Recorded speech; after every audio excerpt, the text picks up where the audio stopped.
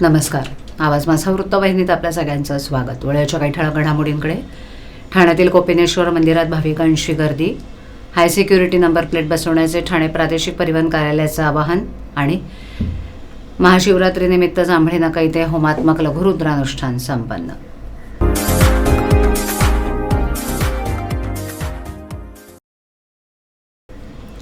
महाशिवरात्रीनिमित्त आज शहरातील प्राचीन अशा ऐतिहासिक कोपिनेश्वर मंदिरात भक्तांनी दर्शनासाठी एकच गर्दी केल्याचं चित्र होतं.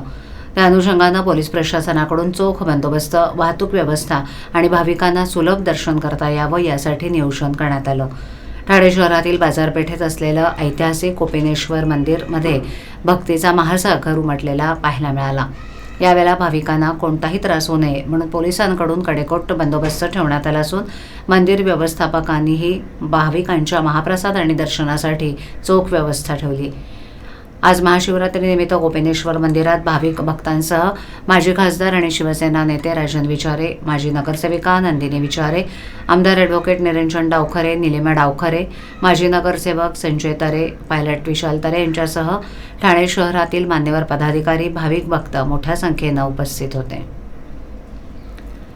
आता सर्वच वाहनांवर हाय सिक्युरिटी नंबर प्लेट लावणं राज्य शासनानं बंधनकारक केल्यानंतर 1 एप्रिल 2019 पूर्वीच्या वाहनांसाठी हाय सिक्युरिटी नंबर प्लेट बसवण्यास सुरुवात झाली आहे.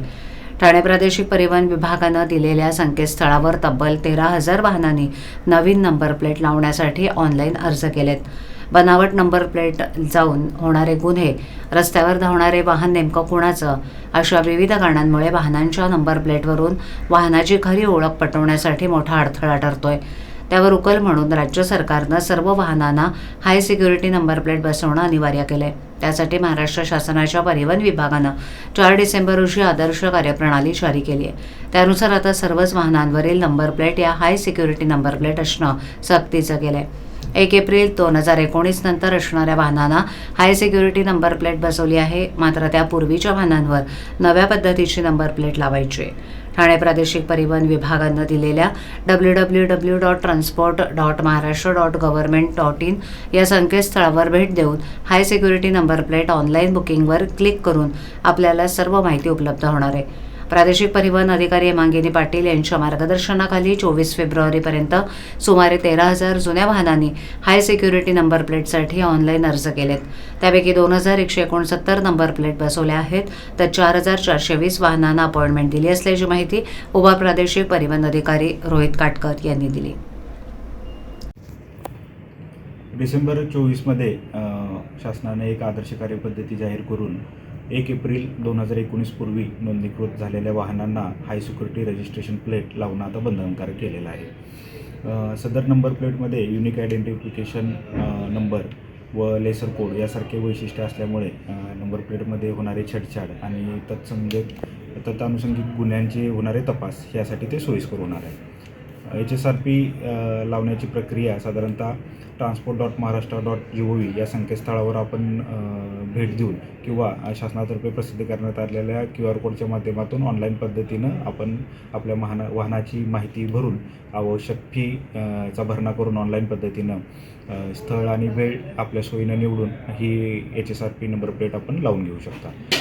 ठाण्यामध्ये प्रादेशिक परिवहन अधिकारी हेमांगिनी पाटील मॅडम यांच्या मार्गदर्शनाखाली ठाण्यामध्ये HSRP नेमून दिलेल्या वेंडरच्या माध्यमातून लावणं काम चालू आहे. आजपर्यंत साधारणतः 13,000 वाहनांनी या नंबर प्लेटसाठी अर्ज केलेला आहे.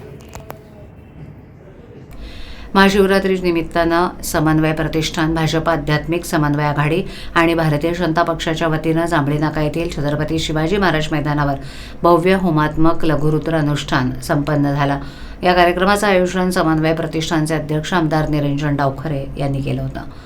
बुधवारी सकाळी 7 वाजता मंगलमय वातावरणात या महायज्ञाची सुरुवात झाली. आचार्य आशिष कुमार जानी यांच्या मार्गदर्शनाखाली शिवशंकराची आराधना करणाऱ्या या यज्ञात शेकडो दाम्पत्य आणि अनेक मान्यवरांनी सहभाग घेतला. या धार्मिक अनुष्ठानात सहभागी होणाऱ्या नागरिकांनी सुख समृद्धी, शांती आणि उत्तम आरोग्यासाठी प्रार्थना केली. कार्यक्रमाच्या शेवटी उपस्थित शिवभक्तांना तीर्थप्रसादाचं वितरण करण्यात आलं. यावेळेला समन्वय प्रतिष्ठानचे अध्यक्ष आमदार निरंजन डावखरे, भाजपा आध्यात्मिक आघाडीचे संयोजक अश्विनी पटवर्धन आणि दिलीप नामजोशी यांनी शिवभक्तांचे आभार मानले. या पवित्र कार्यामुळे संपूर्ण वातावरण भक्तिमय झालं होतं आणि महाशिवरात्रीचा सोहळा भाविकांसाठी अविस्मरणीय ठरला. वर्षीप्रमाणे याही वर्षी आपण महाशिवरात्री निमित्त होमात्मक लघुरुद्र अभिषेक याचं आयोजन केलेलं आहे आणि आपण बघतो की दरवर्षी फार मोठ्या संख्येने भक्तगण या इकडे कोपिनेश्वरच्या दर्शनाला येत असतात. त्याचबरोबर या होमात्मक लघुरुद्र अभिषेकमध्येही मोठ्या संख्येने लोक सहभागी झालेले आहेत. प्रामुख्याने याच्यामध्ये विशिष्ट वेगवेगळ्या समाजाचे वेगवेगळ्या समाज घटकातली लोकही म्हणजे धर्म पंथ याच्या व्यतिरिक्त जाऊन आपण या होमामध्ये या अभिषेकामध्ये सामील झाला पाहिजे या पद्धतीने सगळेजण या इकडे महादेवाच्या आरतीसाठी महादेवाच्या अर्चनेसाठी सामील झालेले आहेत. सर, दिवसभरामध्ये कशा प्रकारचा कार्यक्रम असणार आहे, कोणकोणते कुंभ ठेवणार आहेत आणि विशेष म्हणजे इथे प्रयागराजमध्ये एक कुंभ देखील ठेवण्यात आलेला आहे. या इकडे आवर्जून जे लोक प्रयागराजला जाऊ शकले नाही, ज्यांना त्रिवेणी संगममध्ये पाण्याचं त्या तिकडे डुबकी देऊन गंगा मातेचं दर्शन घेता आलं नाही, त्यांच्यासाठी या इकडे आम्ही कलशामधले त्रिवेणी संगममधलं पाणी लोकांच्यासाठी उपलब्ध करून दिलेलं आहे. हा एक लोकांच्या भावनेचा विषय आहे, हा भक्तीचा विषय आहे. त्या दृष्टिकोनाने एक लोकांना त्यांच्या आयुष्यात सर्व दृष्टीने आनंद भेटावा, सुख समृद्धी भेटावी या दृष्टिकोनाने या पूजेचं या महायज्ञाचं आयोजन केलेलं आहे आणि त्याच्यामुळे याच्यामध्ये मोठ्या प्रमाणात लोक हे सामील झालेले आहेत. ठाणे महानगरपालिका आणि गुरु रविदास महाराज जयंती उत्सव समितीच्या वतीनं शुक्रवारी 28 फेब्रुवारी रोजी जयंती महोत्सवाचं आयोजन करण्यात आलं.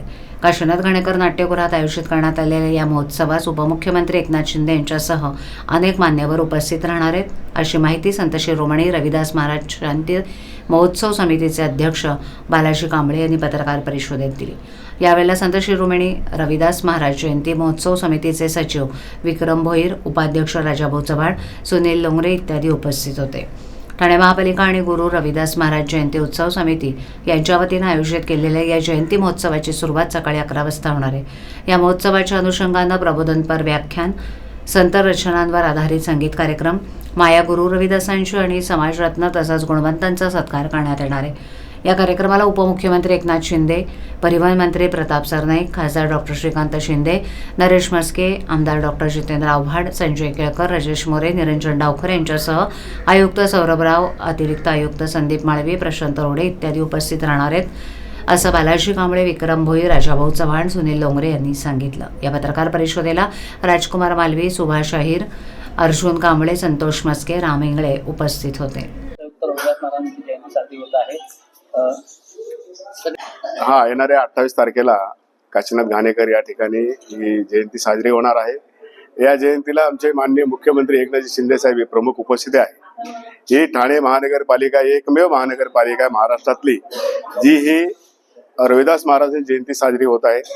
या महापालिकेचे आम्ही मनापासून त्यांचे आभार व्यक्त करतो आणि शिंदे साहेबांचे आम्ही आभार व्यक्त करतो की त्यांनी या संपूर्ण या मिळवून देण्यासाठी म्हणजे जयंतीच्या कार्यक्रमासाठी आम्हाला भरपूर मदत केली, त्यामुळे त्यांचे आम्ही आभार मानतो. कोणकोणते कार्यक्रम या संपूर्ण दिवसामध्ये असणार आहेत? हे सकाळी 11 वाजता आमचं दीप प्रज्वलन आहे, त्यानंतर समाज प्रबोधन आहे, त्यानंतर व्याख्यानं आहेत आणि गुणीजन विद्यार्थ्यांचा सत्कार, मान्यवरांचा सत्कार, गुरु रविदासांची गाथा हा एक मनोरंजनपर आणि समाजभर प्रबोधनपर कार्यक्रम आयोजित केलेला आहे. हो, समाजरत्न देणार आहोत पुरस्कार, जे 5 पुरस्कार आम्ही निश्चित केलेले आहेत, जे आमच्या समाजातील प्रतिष्ठित आणि उद्योजक लोकांना आम्ही ते देणार आहोत. एकूण 10वी आणि 12वीचे विद्यार्थी निश्चित केलेले आहेत. एकूण 33 विद्यार्थी आहेत. प्रत्येकी 3000 प्रमाणे त्यांना मानधन देण्यात येणार आहे. एकूण 22 ते 25 पूर्ण ठाणे शहरातल्या संस्था या संपूर्ण कार्यक्रमात सहभागी होणार आहे. थँक्यू. ठाणे महापालिका क्षेत्रात एकूण 81 अनधिकृत शाळा असून त्यात 19,708 विद्यार्थी शिक्षण घेत आहेत.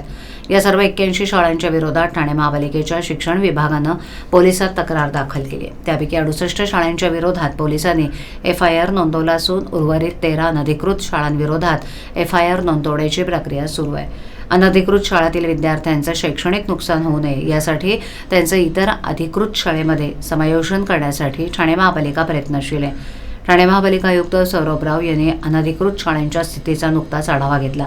या शाळांची नोंदणी नाही. काही अनधिकृत शाळा अनधिकृत इमारतीत आहेत. काही अनधिकृत शाळा निवासी इमारतीत भाड्याच्या जागेत असल्याची माहिती उपायुक्त सचिन सांगळे यांनी दिली. या सर्व अनधिकृत शाळांची यादी स्थानिक वर्तमानपत्रात प्रसिद्ध करण्यात आली आहे. तसंच शिक्षण हक्क कायद्यानुसार या अनधिकृत शाळांना 52 कोटी रुपयांचा दंड करण्यात आल्याचंही उपायुक्तांनी सांगितलं. अनधिकृत शाळांपैकी सर्वात जास्त शाळांची संख्या दिवा प्रभाग समिती क्षेत्रात आहे. त्या अनुषंगानं दिवा प्रभाग समितीनं या अनधिकृत शाळांविरुद्ध कारवाई सुरू केली आहे. आतापर्यंत 32 अनधिकृत शाळांची नळजोडणी खंडित केली आहे. या अनधिकृत शाळांच्या बाबत शहर विकास विभागाकडील अनधिकृत बांधकामाच्या यादीनुसार अतिक्रमण विभागाकडूनही कार्यवाही प्रस्तावित आहे. ज्या अनधिकृत शाळा नियमित होऊ शकतील त्यांना सर्वतोपरी मदत करण्याची भूमिका पालिका आयुक्तांनी मांडली आहे. 81 पैकी 5 शाळांनी त्यादृष्टीने आवश्यक कागदपत्रांची पूर्तता करण्याचा प्रस्ताव दिलाय. उर्वरित 76 शाळांकडून असा कोणताही प्रस्ताव आलेला नाही. त्यांना आणखीन एक संधी द्यावी असे निर्देश आयुक्तांनी दिले आहेत. स्थानिक स्वराज्य संस्थांच्या बाबत सुप्रीम कोर्टातील सुनावणी आजही होऊ शकली नाही. आज हे प्रकरण 29व्या क्रमांकावर होतं. पण कोर्ट क्रमांक 3 मध्ये आज दुपारी 1 वाजेपर्यंत कामकाज होणार होतं. 8व्या क्रमांकापर्यंतची प्रकरणं कोर्टानं ऐकली. त्यानंतर कामकाज संपवताना याचिकाकर्त्याचे वकील आणि सरकारच्या वतीनं सॉलिसिटर जनरल तुषार मेहता यांनी 4 मार्चची तारीख मागितली. कोर्टानं त्यावर विचार करू असं म्हटलंय. आता पावसाळ्याआधी एप्रिल आणि मे महिन्याची डेडलाईन जवळ येत असताना 4 मार्चला तरी ठोस होतोय का यावर निवडणुकांचं भवितव्य अवलंबून आहे. विधानसभा निवडणुकीनंतर सर्वच राजकीय पक्षांना स्थानिक स्वराज्य संस्थांच्या निवडणुकांचे वेध लागलेत. तशी मोर्चेबंधणी विविध पक्षांकडून सुरू आहे. मात्र प्रकरण सर्वोच्च न्यायालयात प्रलंबित आहे. त्यामुळे त्यांना आणखीन वाट पाहावी लागणार आहे. 25 जानेवारी रोजी सर्वोच्च न्यायालयात या प्रकरणी सुनावणी झाली होती. मात्र त्यावेळेला सुनावणी पुढे ढकलत 25 फेब्रुवारी तारीख देण्यात आली. त्यानंतर आजही सुप्रीम कोर्टात त्यावर सुनावणी झाली नाही. स्थानिक स्वराज्य संस्थांमध्ये OBC आरक्षणाचा मुद्दा रखडल्यानं राज्य सरकारनं सर्वोच्च न्यायालयात याचिका केली होती. या याचिकेच्या माध्यमातून निवडणुका घेण्यासंदर्भात विनंती न्यायालयाकडे करण्यात आली. तर OBC आरक्षण असो किंवा नसो मात्र निवडणुका व्हाव्यात अशी मागणी याचिकाकर्त्यांनी केली आहे. अनेक ठिकाणी 4 वर्षांपासून रखडलेल्या निवडणुका या प्रकरणात OBC आरक्षणाचा मुद्दा प्रलंबित आहे. त्यामुळे राज्यातील महापालिका, नगरपालिका, जिल्हा परिषदांच्या निवडणुकांचं भवितव्य अधांतरी आहे. निवडणुकीच्या वेळापत्रकावर याचा परिणाम होण्याची शक्यता आहे. स्थानिक स्वराज्य संस्थांच्या निवडणुका आणि त्यामध्ये OBC आरक्षण हे प्रकरण न्यायप्रविष्ट आहे. सर्वोच्च न्यायालयासमोर हे प्रकरण न्यायालयात प्रलंबित असल्यानं राज्यात अनेक ठिकाणी 4 वर्षांपासून स्थानिक स्वराज्य संस्थांच्या निवडणुका झालेल्या नाहीत. देशात लोकसभा निवडणूक पार पडली. त्यापाठोपाठ राज्यात विधानसभा निवडणूक झाली. त्यानंतर राज्यात स्थानिक स्वराज्य संस्थांच्या निवडणुका कधी होतील यावर सर्वत्र चर्चा सुरू आहे. आवाज माझावरील एखादी बातमी पाहिजे राहून गेली असल्यास यूट्यूबवर ती तुम्ही पाहू शकता. तर मग नक्की सबस्क्राईब करा आवाज माझा. अशा ठळक घडामोडी शेवटी पुन्हा एकदा. ठाण्यातील कोपिनेश्वर मंदिरात भाविकांची गर्दी. हाय सिक्युरिटी नंबर प्लेट बसवण्याचे ठाणे प्रादेशिक परिवहन कार्यालयाचं आवाहन.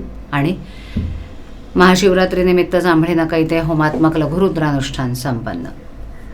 आपल्या विभागातील काही सूचना अथवा समस्या असल्यास ते आमच्यापर्यंत जरूर पोहोचवा. आम्ही तुमचा आवाज नागरिकांपर्यंत नक्की पोहोचवू.